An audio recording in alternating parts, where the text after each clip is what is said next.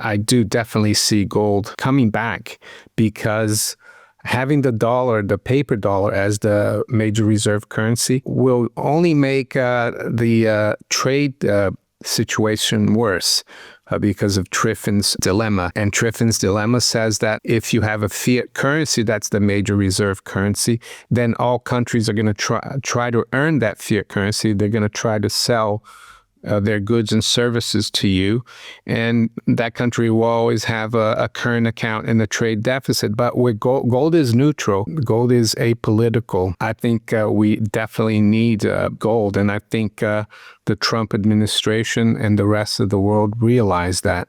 Gold prices have surged to an all-time high of $3,444 per ounce during early Asian trading, reflecting deepening market unease amid rising tensions between former U.S. President Donald Trump and Federal Reserve Chair Jerome Powell. The recent 2.9% price spike follows Trump's public calls for immediate interest rate cuts, prompting concerns over political interference in monetary policy and casting doubt on the Fed's independence.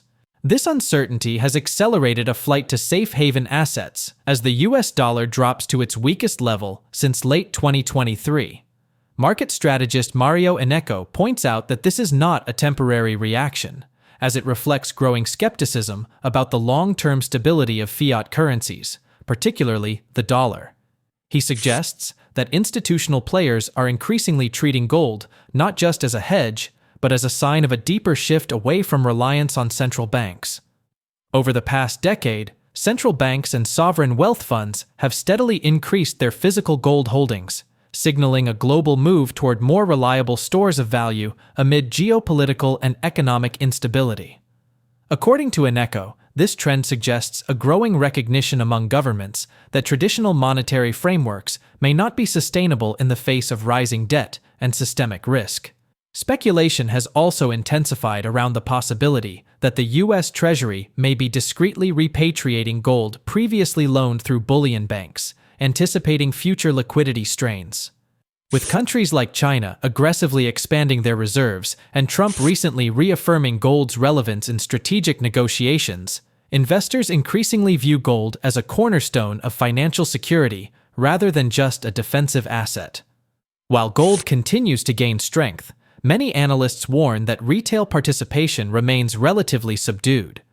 The current rally is largely driven by institutional and sovereign demand, as evidenced by persistent physical supply constraints and high premiums. Innecco believes this signals a structural shift, where major financial players are preparing for a significant revaluation of hard assets in response to a weakening global monetary system. As broader public awareness catches up, the gold market could witness even greater inflows, solidifying its role as a vital hedge in an increasingly uncertain global financial environment. Now, we present the clips from Mario's interview. Before we continue to discuss this, please subscribe to our channel and activate the bell icon for timely updates. Thank you, and enjoy the video. I think ultimately it's just reflecting the currency debasement that we've had almost 25 years. I always remember the speech Ben Bernanke gave back in 2002, November 2002. It was the helicopter speech. At the time, he wasn't the chairman of the Federal Reserve, but he was being groomed to take over Alan Greenspan, and he said we're never going to allow deflation to happen again because we've got this technology called the printing press where we can just create dollars at no cost. And that Elijah, was what really woke me up to the fact that I needed to have gold and silver and keep adding on to it, and nothing's changed. The only thing that's happening now is that I think the world is waking up to it, especially sovereign nations and their central banks, and they've been buying real physical gold for the last 3-4 years. And it looks like even the United States might be repatriating all the gold that it's probably leased through the bullion banks. I mean, yesterday I think President Trump made a comment on Truth Social. He said that when you're negotiating, if you have gold, you can call the shots. So That's what I'm assuming. But does he know, though, that China probably has a lot more gold than the U.S.? And that's if the U.S. has those 8,130 tons. And that's why think the price is going higher. Some would call it, of course, the dollar going lower. And it's not just a dollar problem. It's a British pound problem, a euro problem. It's a problem for all fiat currencies. I spoke about this in my video today. You can't let the dollar index distract you, because ultimately all fiat currencies are going to sink to the bottom versus gold. So that's what I think is happening. I guess silver still has to catch up. It's quite frustrating that we're seeing silver not really go up a lot quicker, but I think we just need to have patience. I guess it depends like where you are and how the, let's say, the precious metals retail market is where you live. But I do expect pullbacks. Markets never go up in a straight line. But I think gold and silver and commodities in general, they're going to become more like the stock market has been for the last, 40 years. People always buy the dip. It's going to be the same thing for gold, silver, the miners. And yes, if you have the chance to add on to gold and silver, if we see a pullback, you should add on, but beware that they're going to be quick and sharp, these pullbacks, and your dealer might not even have a very good price. He might even have, or she might have, a premium for you to pay. Trading is different, of course, because some people leverage trading. I don't really recommend trading gold and silver, because I think what it's reflecting, the system breaking down, the currency system breaking down, and the emotion that we have for gold right now might be a bit greed. But I think when fear kicks in as well, when people realize that their fiat currencies, be it the dollar, the pound, the euro, the Australian dollar, or whatever, when they realize that these currencies are becoming worth less and less, they're going to try to jump into gold. And I think right now it's still the wholesale market that's jumping into gold. Central banks and sovereign nations and big money is jumping into gold. I think the smart money. I think the only way the gold bull market could be reversed would be for central banks to act together and say one day all the central banks start raising rates aggressively, stop QE, and also governments getting together and saying we're not going to spend anymore, no deficit spending. But I can't see that happening. We saw the ECB cut rates last week. We're seeing President Trump criticizing the chairman of the Federal Reserve, calling him too late, Jerome, or whatever, that he needs to cut rates. We're seeing the markets discount several rate cuts already. So yeah, I don't see any end in sight. And eventually I think the public and investors are going to wake up and realize that there's no end to the inflation.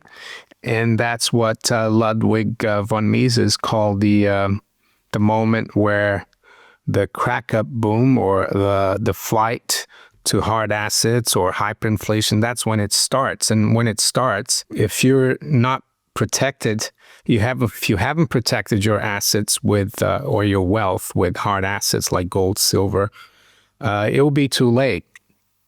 So that's why I don't think it pays to be too cute wait for pullbacks right now in gold and silver. I would just say, if you're fortunate enough to have spare fiat currency savings and you're looking to buy gold and silver, do it. And I wouldn't sell my gold to buy silver. I would just buy both. Maybe if you favor silver, buy a bit more silver. Mario Innecco is much more concerned about the growing political pressure on the Federal Reserve, particularly in light of President Trump's vocal calls for aggressive rate cuts. He views this dynamic as a potential threat to the Fed's independence, which could lead to market instability and prolonged inflation. Historical examples, such as President Nixon's interference with Chairman Arthur Burns in the 1970s, show that when political figures influence central bank decisions, it often results in damaging economic consequences. Trump's remarks about the Fed and Chairman Powell have stirred uncertainty in financial markets, causing investors to reassess their strategies, particularly regarding risk exposure. As political forces push for changes in monetary policy, the resulting market shifts are becoming more pronounced. Innecco observes that investors are increasingly turning to gold as a safe haven, with significant inflows into gold ETFs totaling $2.1 billion just last week. This trend highlights a growing mistrust in fiat currencies and a desire for tangible assets amid volatile economic conditions. The rise in gold prices reflects broader concerns about the dollar's long-term stability, further compounded by the perception that the Fed's credibility could be at risk if political interference continues. Innecco's analysis suggests that these developments could signal a larger shift in the global financial system, where traditional assets like gold regain their role as reliable stores of value. Let's get back to the video. I guess in the short term, it does help gold go up versus the dollar. But if you look at the price of gold in euros and pounds and yen, that's still really high as well, and it's made a new all-time high versus the pound today. And if you look at the dollar index historically, it was an index created in 1973 to measure the dollar versus the major Western currencies, because up until 1973, Elijah, all currencies were fixed, had a fixed rate versus the dollar, and the dollar was fixed versus gold. But yeah, it started out at 100 in 1973, and we're around 98 right now, so it's lost 2%. Yeah, 52 years. While gold, I think, was 85 when the dollar index started trading. Yes, in the short term, it does impact gold, but I think overall, I think it's a huge distraction because it's measuring fiat currencies against each other. And we know, Elijah, that they all end up going to zero. And even if you look back at 2008, when the dollar index bottomed just above 70, gold was at 1,000. And here we are almost at 100, and gold is at 3,400. So yeah, that's how I see the dollar index. One thing that might happen as well, because if you think about the system, the Bretton Woods system, that was kind of appended or kind of wrecked by President Nixon and his advisors in 1971, and then they started this dollar index at 100. So there's been a lot of talk of a monetary conference or coordinating the world monetary system, so they could actually negotiate while the dollar index is at 100, because that would be the same level that it was 52 years ago when the whole system imploded. So they could use that as like, we're going to negotiate from here. And but we could go a lot lower. But especially if the Fed starts cutting rates. So I think that's a huge signal that you and I value, but the general public has no clue what it means.